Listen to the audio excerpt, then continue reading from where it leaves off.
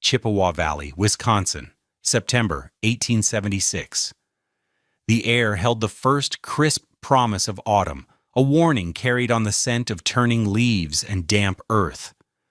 For the settlers scattered along the river, it was a time of frantic preparation, a race against the coming cold. They laid in stores, chinked the gaps in their cabins with mud and moss, and stacked cord after cord of oak and maple. And they watched Anders Lindqvist. What the Swede was building made no sense. On a cleared plot of land overlooking the river bend, not one but two small cabin foundations sat parallel to each other, separated by a gap of no more than 4 feet. Between them, rising from the very earth, was the beginning of a monstrous stone structure. It was a chimney, that much was clear, but its placement was an act of profound foolishness. Though every man in the valley knew you built a chimney on an exterior wall to keep the fire from consuming your home. Anders was building his in the dead center of his strange, divided homestead. Harmon Briggs, the owner of the general store, and a man whose opinion carried the weight of goods credited and winters survived, stood with a small group of onlookers, his arms crossed. He's building 2 homes for the price of 2, but plans to heat them with the fire of 1, Briggs declared, not to Anders but to the men beside him, Silas Croft and Jebediah Stone. It's simple arithmetic. You split a fire between 2 cabins, each cabin gets half the heat. He's inventing a way to be twice as cold for twice the effort. Silas grunted in agreement, spitting a stream of tobacco juice. Damnedest thing I ever saw. That chimney's going to shed more heat to the squirrels than it does to his family. It's pure madness. Anders heard them. He had to. The sound of their voices carried easily in the still air. But he gave no sign. He remained bent over his work, his hands, strong and calloused, carefully selecting a piece of fieldstone. He tested its weight, turned it over, and then settled it into a bed of clay and sand mortar with a quiet finality. He did not argue. He did not defend. He simply built. His silence was more infuriating to the onlookers than any argument could have been. It was the silence of a man who possessed a secret he felt no need to share. What did this quiet Swede, a former builder of strange ceramic stoves in a land of endless forests, he understand about the fundamental physics of radiation that men who had survived a dozen Wisconsin winters had completely missed? This story is about more than just a clever design. It's about a different way of seeing a problem, a way born from a different tradition. It's about the unseen forces that govern our survival, and how sometimes the most radical idea is also the most ancient. I promise you, by the end of this, you'll understand the profound difference between heating the air and heating your home, and why one is a fool's errand, and the other is the key to true comfort. So stick with me, and if you've ever had an idea that everyone else called crazy, tell us about it in the comments below. Anders Lindqvist was not a carpenter. He had learned the craft of cabin building through harsh necessity. Okay, his hands clumsy at first with the axe and the adze. He was not a farmer, though he worked a small plot of land to feed his family. In his former life in the province of Småland, he had been a kekelungsmakare. His world had not been one of rough-sawn lumber and open hearth fires, but of fire-clay bricks, glazed ceramic tiles, and intricate winding flue channels designed to capture every last wisp of heat from a fire. He had worked with tools of precision, calipers, trowels, levels. His art was in the slow, patient accumulation of thermal mass, in building beautiful, towering stoves that would sip a small armload of wood and radiate gentle, steady warmth for 24 hours. He had come to America with his wife Elin and their 2 small children, Carl and Sophia, seeking land and opportunity. What they found in the Chippewa Valley was land, yes, but also a winter of a ferocity they had never imagined. Their first cabin, built hastily in the fall of 1875, was a standard affair. A single room, a stone fireplace on the north wall, and gaps in the chinking that no amount of mud could seem to seal. That first winter had been a lesson in failure, a slow, grinding misery that had etched itself into Anders's memory. He remembered the specific moments of defeat with painful clarity. He remembered the day Elin had to use a hammer to chip a skin of ice from the inside of the iron door hinges just to get the door to swing open. He remembered ladling hot soup into bowls, only to have it turn lukewarm on the short journey from the cast iron stove to the small wooden table where the children sat shivering in their coats. The cold was a thief, stealing the heat from their food before they could eat it. The worst was the nights. They would huddle together under a mountain of wool blankets and animal hides, the fire roaring in the hearth. Yet by dawn, the cold would have seeped into everything. Anders remembered waking to find the edges of their bedding stiff and frosted with frozen breath. The very air seemed to crackle with cold. They had burned through 8 cords of wood, a staggering amount, yet they were never truly warm. They were merely less frozen. Anders, the man who had built heating systems that could warm minor manor houses in Sweden, could not keep his own family from shivering in a one-room cabin. The shame of it was a cold spot in his own heart, one that no fire could touch. He had failed them. He would not fail them again. The problem, as Anders came to understand it, was not the cold. The cold was a constant. The problem was the cabins themselves. The conventional wisdom of the frontier was fundamentally flawed. Harmon Briggs lived in what was considered a fine home, 2 stories, with a large stone chimney on each end. He burned wood with abandon, his chimneys pluming smoke day and night. Yet his wife still complained of drafts, and on the coldest nights, they sealed off the upper floor entirely, the whole family living in the kitchen to be near the cook stove. The failure was rooted in a misunderstanding of heat itself. A standard frontier fireplace was a terribly inefficient machine. It heated primarily through 2 methods, direct radiation and convection. The direct radiation was simple. The light and infrared energy from the flames warmed whatever was directly in its path. If you stood in front of the fire, your face and shins would roast while your back remained cold. It was the illusion of warmth. The second method, convection, was even more wasteful. The fire heated the air in the firebox, which then rose up the chimney. This process pulled vast quantities of air from the cabin itself, air that the family had just spent precious firewood to heat. For every cubic foot of hot air that went up the flue, a cubic foot of frigid, minus 20 degrees Fahrenheit air was pulled in through a dozen unseen cracks in the walls and floor. The fire, meant to warm the house, was actively making it colder by creating its own drafts. And the chimney, the very symbol of the hearth?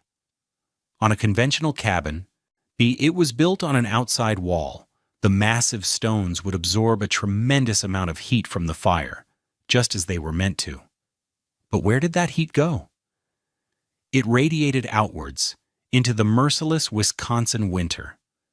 The back and sides of a frontier chimney did a magnificent job of melting snow and warming the frozen wilderness, while the family inside huddled close to the hearth, fighting for the scraps of heat that happened to radiate into the room. Anders watched his neighbors and saw this cycle of waste everywhere. They were fighting the winter with brute force, throwing endless cords of wood at a problem that required elegance, not effort. They were trying to heat the air in a leaky box, an impossible task. Anders knew you didn't heat the air. You heated the mass. The construction of the Lindqvist homestead became the primary entertainment for the valley that autumn.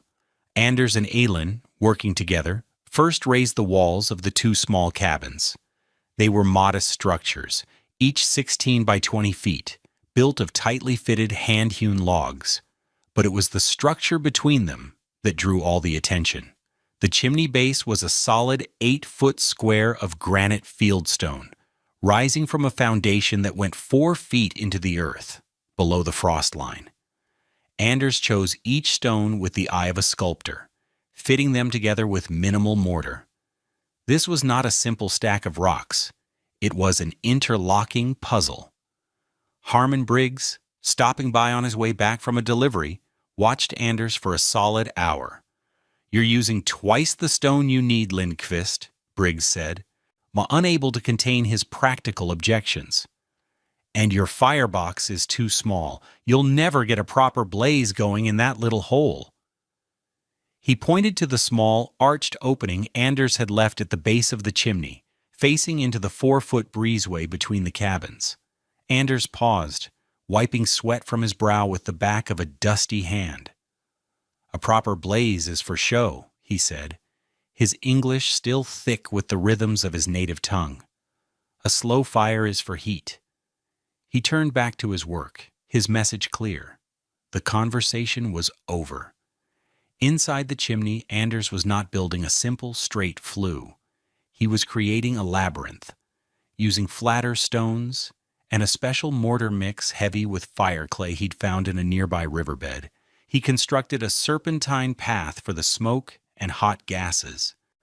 The flue snaked back and forth inside the massive stone structure, doubling, then tripling the distance the hot gas had to travel before it could escape into the sky.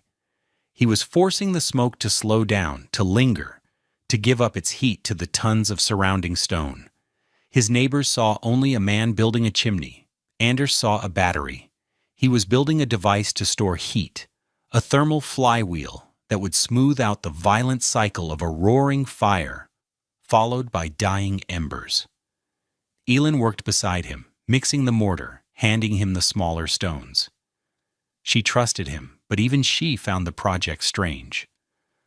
"The women in town think we are building 2 separate houses, Anders," she said one evening, her voice gentle. "Mrs. Briggs asked if we had a fight." Anders smiled. A rare sight.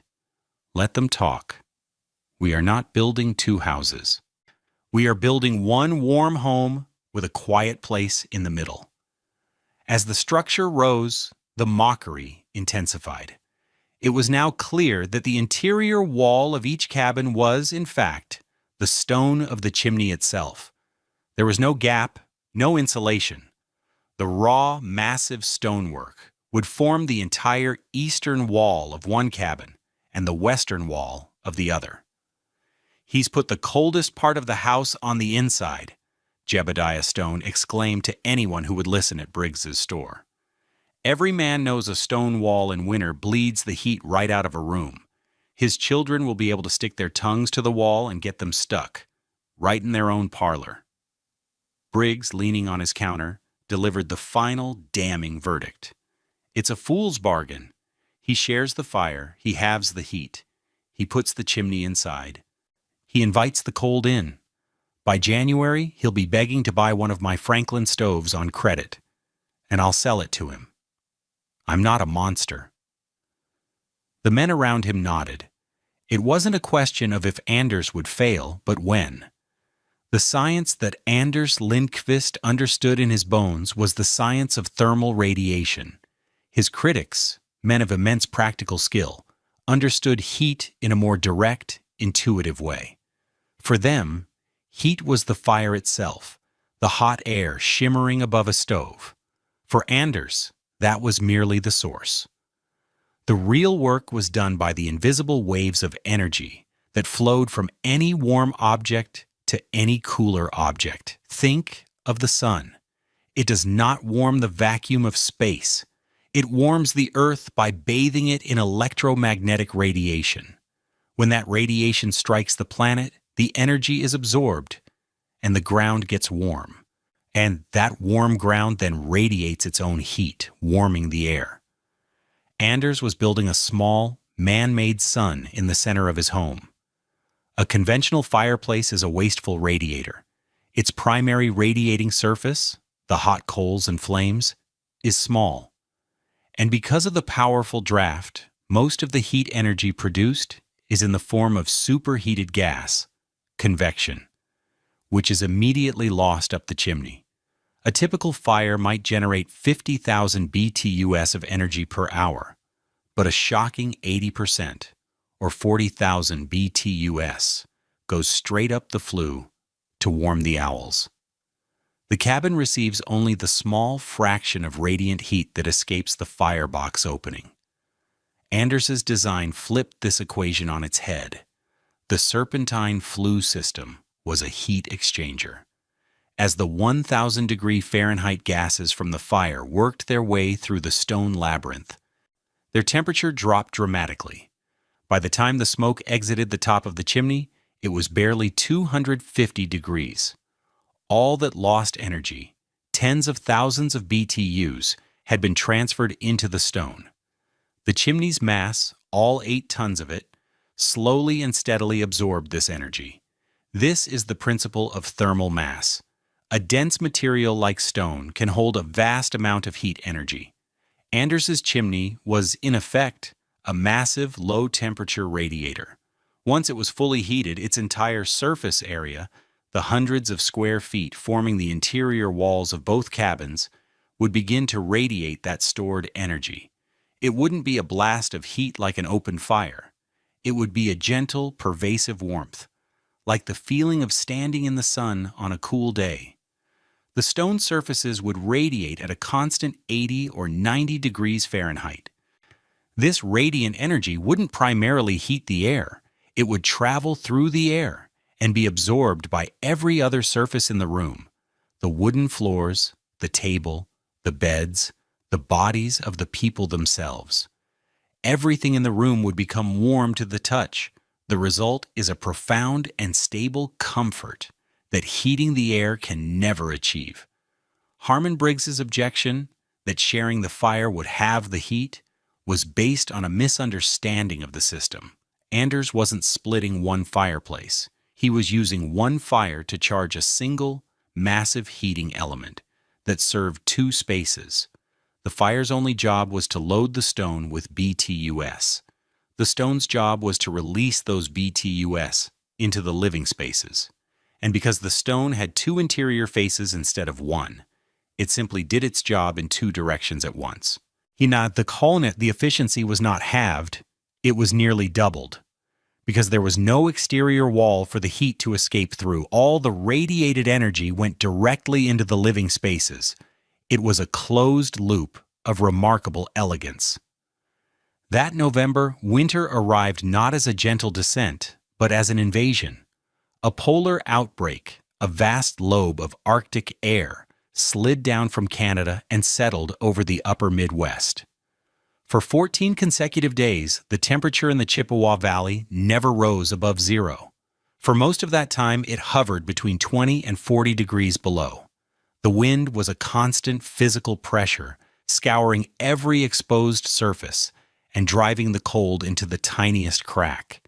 The valley hunkered down.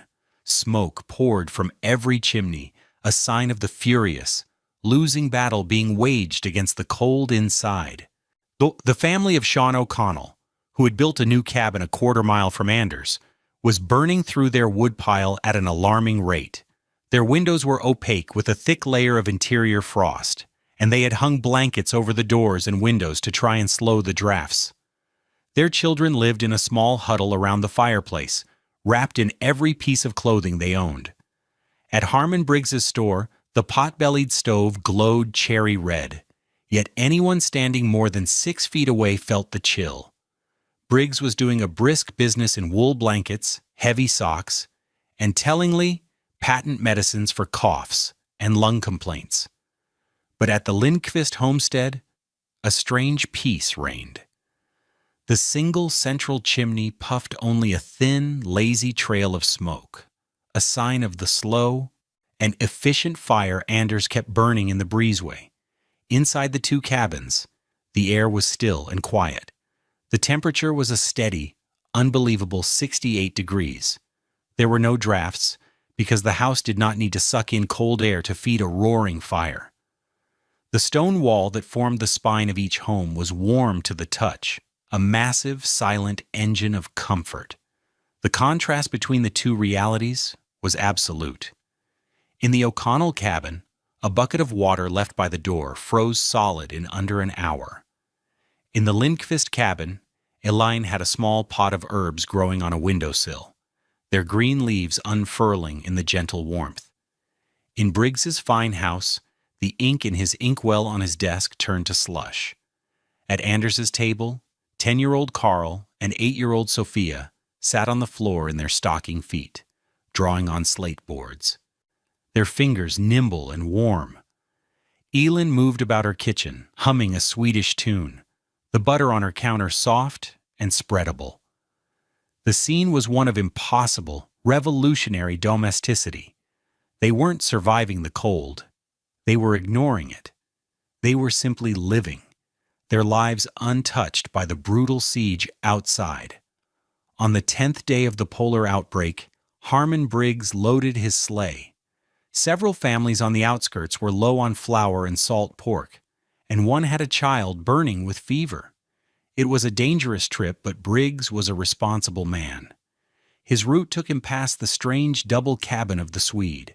As he approached, he could see the place looked almost deserted, the single plume of smoke from the chimney looking pitifully inadequate against the vast, gray sky. He shook his head, imagining the misery inside. His path required him to guide his horse through the 4-foot gap between the two structures. He pulled his collar up, bracing for the wind tunnel effect he knew he'd find there, a blast of concentrated cold trapped between the walls. He clicked the reins, and the horse stepped into the breezeway. And then Briggs felt it. It was so unexpected that he physically flinched, pulling back on the reins. The sleigh stopped. There was no wind. The air in the narrow passage was utterly still. More than that, it was warm. A palpable, radiant heat washed over the left side of his body, then the right. It was like stepping unexpectedly into a patch of sunlight. He sat there for a long moment, utterly bewildered. The temperature outside the gap was 32 degrees below zero, a cold that felt like a physical blow. Inside this small space, it felt like a mild autumn afternoon. He looked at the source, the raw, exposed fieldstone of the massive chimney. He swung himself down from the sleigh, his heavy boots crunching on the snow. He pulled off his thick leather glove, ignoring the immediate biting sting of the cold on his fingers. He reached out and placed his bare palm flat against the chimney stone. He had expected to feel the soul-sucking cold of frozen rock.